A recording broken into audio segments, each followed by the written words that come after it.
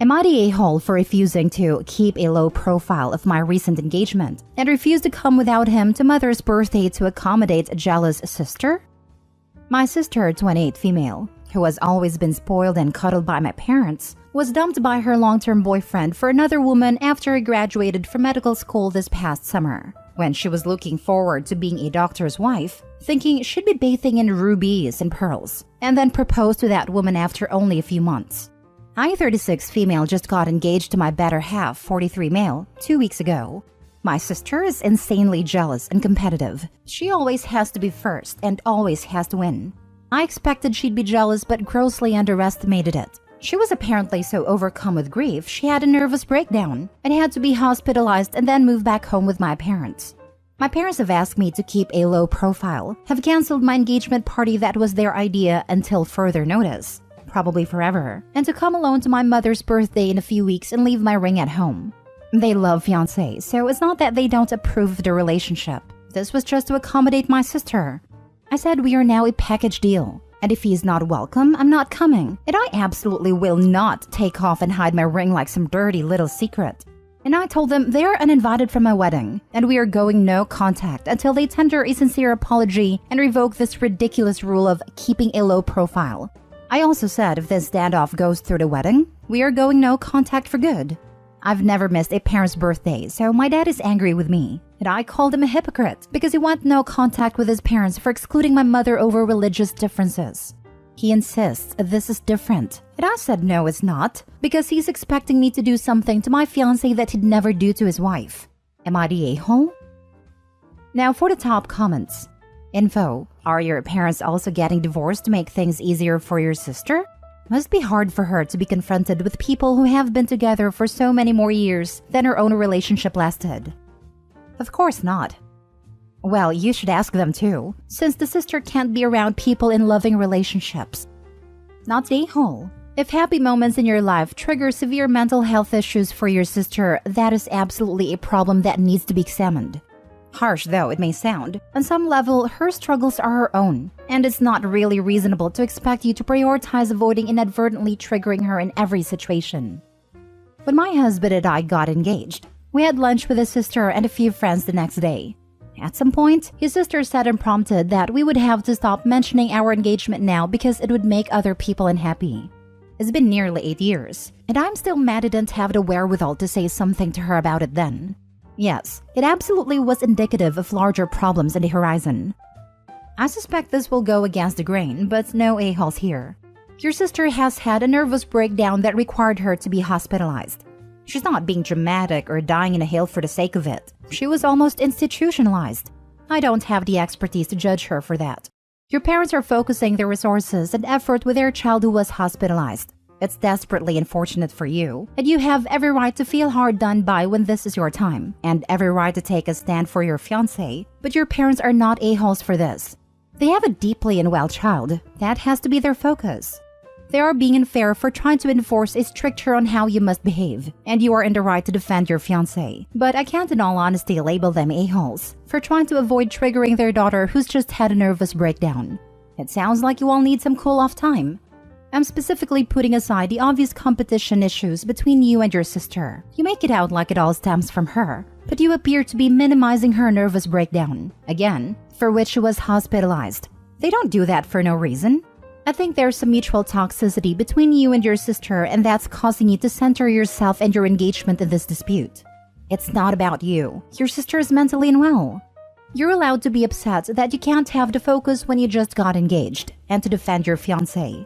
Your parents are allowed to think that protecting the daughter who's had to move home with them is the priority. Edit. The way you're talking about your sister's mental health issues in the comments is pushing you closer into a-hole territory, to be honest, OP. Your obvious relationship issues with your sister doesn't invalidate her nervous breakdown. You tell OP that her sister's mental breakdown is not about her, but you should really be telling this to the sister. Sister's relationship troubles have nothing to do with OP's engagement, and it wasn't OP who tangled the two issues. It was the sister and her parents. The parents don't just focus their energy on their sick kid, as you say. They expect their other kid to not live her own life in a very normal way to appease her sister's mental illness. I highly doubt that this will support the sister's recovery. Not the a-hole. Next story. Am I the a-hole for publicly sharing my pregnancy and saying I don't care about my sister's miscarriage? I, 27 female, am pregnant with my first child. As expected, I am very happy, and I'm sharing news of my pregnancy on Facebook as I have several family members who live overseas. And also, I want to. This is my first child, and I'm beyond happy. The issue is my older sister, 29 female, who is infertile and has given up on children after 9 miscarriages. I and my sister have never had a good relationship.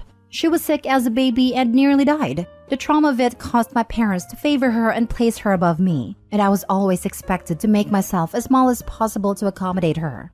She always got a cake and more presents on my birthday so she wouldn't feel left out. I was told to hide my grades as she did very badly at school. I was also not allowed to display any trophies in my room because she might see them and get upset. My sister 100% leaned into this and made my life hell. She would make stuff up so my parents would take stuff from me and give it to her. I was even told to not go to my prestigious university, think Ivy League in my country, because it would upset her. When I chose to go, my parents cut me off, which was fine as my paternal grandparents who pretty much raised me took care of everything. Since then, I have been low contact with my family and only see them around a holiday at my grandparents' place. They weren't even invited to my wedding. When I got pregnant, I shared the announcement online and everybody congratulated me, except my parents and sister, who harassed me and reported my post so it would get taken down. I just blocked them all. I saw them again on New Year's at the grandparents' place, and when they saw me, my sister started screaming at my grandparents, saying how could they invite me after what I did to her. She was also screaming at my belly as if it offended her. She kept crying and saying how could I do this to her. I told her I did nothing to her. She went on and on about her miscarriages and how hard they were on her, but I snapped and told her I don't care. She's not my sister. She's my bully who tormented me my whole life. I owe her nothing. My life has nothing to do with her. This got my parents mad and they screamed at me too. My uncles ended up throwing them out and it ruined a party. My family said I did nothing wrong, but my parents and sister's friends have been mass reporting my Facebook account until I ended up deleting it. Not the a-hole, and it sounds like you need to go from low contact to full no contact. Your pregnancy has nothing to do with her, and she needs to grow up. Your parents have enabled her to play the victim for her whole life. You don't need to contribute any time and attention to that. I only saw them during the holidays at my grandparents' place, but I don't think I can anymore. Not for me, but for my kid. I don't want her exposed to that. Definitely not, and you'd never be able to leave her in a room with them, even for a toilet break. They'd find ways to weasel in and manipulate her. Nothing sucks more than having to go no contact, but it sounds like this option causes less pain and stress for everyone. Best of luck with the rest of your pregnancy. I hope you celebrate and enjoy it well. And enjoy being a mother. Surprisingly, not the a-hole. Your parents sound like they groomed your sister to act like that. So ultimately, they are the ones you should direct your anger towards. However, your sister being offended at you getting pregnant is completely childish and rude. I'm sure she had a really hard time emotionally with those 9 miscarriages, and my heart definitely breaks for her. But you are bringing a life into this world. She should be happy and try to mend things with you, in my opinion. It's more than unfortunate that your parents enabled her behavior and brought her up to be so entitled. Ultimately, though, she will have a harder life because of that if she doesn't already. I think you should take solace in that and potentially forgive her for what she has done to you in the past. If not for her, but for you. Your parents are complete a-holes, and they should 100% be to blame for this all, I think. Cutting you off because you went to college? It seems like they set you up for failure and you ended up thriving, so you should be very proud of yourself. They also pit you both against each other from the moment you were born, so it would be great if you and your sister could reconnect and not give them the satisfaction of that working. I have many sisters myself, and my dad definitely played favorites on my younger sister. But ultimately, we were able to bond through negative experiences facilitated by both my parents. I'm wishing that for you, or at least peace. Last story. Am I the a-hole for skipping my stepdaughter's wedding? I, 50 female, have 2 stepchildren, Sarah, 23 female, and Mike, 28 male. I have been in their lives since Sarah was 2. Sarah's mom, Kate, was a drug addict, and when Sarah was 3, she lost all her parental rights because of her addiction. Kate left after that, and didn't have any contact until Sarah was 17. That's when Kate reached out to us, saying she was clean and wanted a relationship with the kids. My husband, Rob, was against this, but I wanted to give her a chance. We met with her and it turns out she had been clean for a while, going to therapy and had a decent job. Mike was against meeting her, and to this day insists I'm his only mom and Kate is dead to him. Sarah was more open to Kate though, and resented Mike for rejecting her. I explained that Mike was older and witnessed Kate at her worst, so he has a different relationship with her, while Sarah only remembers her after getting clean. This issue still caused a lot of resentment between them and me.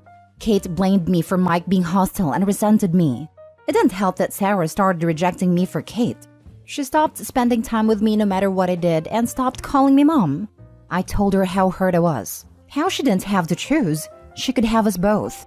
I never had an issue with Sarah and Kate. I only had an issue with being rejected. Sarah told me that while she appreciated me, at the end of the day, Kate was her and Mike's real mom. This crushed me. The final straw was when she didn't invite me to her high school graduation. I told her if she didn't want to be my daughter, then fine. From then on, she would be my husband's kid. Mike went no contact with her as well.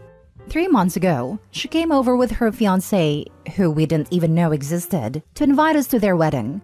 She said she wanted me at the bridal party, but I refused. I told her we hadn't had a relationship in years because of her wishes, and it felt uncomfortable for me to take on that role when I barely knew her now. She said she was sorry. I told her I wasn't interested. She got angry and said I had to be there because, and I quote, "What are people gonna think when both my brother and my dad's wife aren't there?" Gramps, her paternal grandfather, is gonna get angry too. I told her she clearly didn't want me there and only cared about appearances and being on her Gramps' good side because he's rich.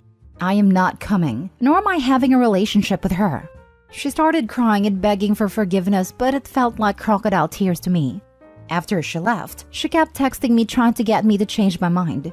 Then on the day of the wedding, she texted that she was gonna leave an empty seat for me and that I was welcome anytime if I changed my mind. I still didn't go. Rob is mad at me saying I ruined his daughter's wedding and made her cry, that all she wanted was me there, and this was a chance to fix our family. Mike, who is also no contact with her, is on my side. Edit. So I would like to clarify a few things. Sarah's relationship with Mike is no contact because she couldn't accept his decision to cut Kate off. At first, Mike didn't support Sarah and Kate, but I sat them both down. I told them they both have very different relationships with Kate. Mike remembers Kate as an addict while Sarah only knows clean Kate, and both of them are entitled to their view of Kate. Mike accepted this and was okay with Sarah/Kate, but Sarah couldn't accept it. She couldn't reconcile addict Kate with clean Kate, so she refused to believe Mike and downplayed a lot of this trauma. Sarah said things like it wasn't that bad, it was not her fault, she was sick, she gave you life, you owe her, etc. By the time Sarah was 19, their relationship became and is no contact. Kate also couldn't accept this and blamed me for Mike not wanting to talk to her. Regarding the wedding, Sarah reached out to me 3 months before the wedding, even though they had been engaged for a year, saying she wanted to come over. We said yes, and she came with her fiancé, who we didn't even know existed. Apparently, they had been together for 3 years. When I say she apologized, I mean she said, "I am sorry you feel that way," which to her was an apology, but to me it's not. She also referred to me as dad's wife, as in what would people say if my dad's wife isn't there? Not even stepmom, dad's wife. She also mentioned her paternal grandfather a lot and how angry he would be. In the 2 months leading up to the wedding, she texted me to change my mind, but all she talked about was the wedding will be ruined, grandpa will be mad, etc. Once the wedding happened, she blocked me everywhere. Then I found out today her fiancé blocked me too, even though I don't follow him. I only messaged him on Instagram because he has a public profile, but I have been blocked. Same thing with Facebook, even though we aren't friends on there. She clearly wasn't genuine in her attempts to reconcile. And even if she was, it doesn't mean I am obligated to respond. She was 18 when she stopped calling me mom, 19 when she went no contact with Mike and doubled down on her decision. A decision she has held on to for 6 years total. She made her choice. Just because she's young doesn't make her entitled to forgiveness or a relationship with me. Now for the top comments. Not the a-hole. You were the one to give the first push in getting Rob to allow Kate to see them. Sarah basically slapped you in the face for everything you did. You even told Sarah you were fine with being just a motherly figure, but she took it further by resenting you? Rob has some audacity to say you ruined the wedding when you were the only one who helped bring up these children, then not getting any support while you were blamed for Mike's choices and rejected. Did Kate go to Sarah's wedding? She and her entire family were invited, and she was also in the bridal party as maid of honor. Not the a-hole. She dropped you quickly enough for her real mom. You know, the one that did literally nothing for the hardest part of her life, then strolled in when it was convenient. She threw away 15 plus years of care like it was nothing. You can't reverse that at a drop of a hat to full a seat at a wedding.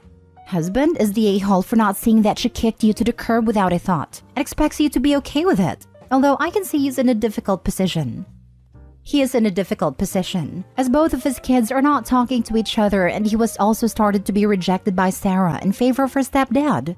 With Kate and her husband, she has it easier since there is no resentment there. But with her dad, she also has to face me and her brother. So, it's easier for her to spend more time with her mom's side of the family. That's very difficult, and sorry for the position you are all in. I'm surprised, though, that she can't see the position of her brother and her dad. She would be too young to remember her bio mom at her worst, but the others obviously can. It's great she can forgive and move on, but that doesn't remove the past and doesn't change how much you personally have done by stepping up to be her mother. I try to explain to her that Mike simply has a different relationship, but she doesn't accept that. Sorry to say, but she sounds quite self-centered. Hopefully she'll come around, but it's going to have to start with her offering a massive apology to all of you, and to you in particular.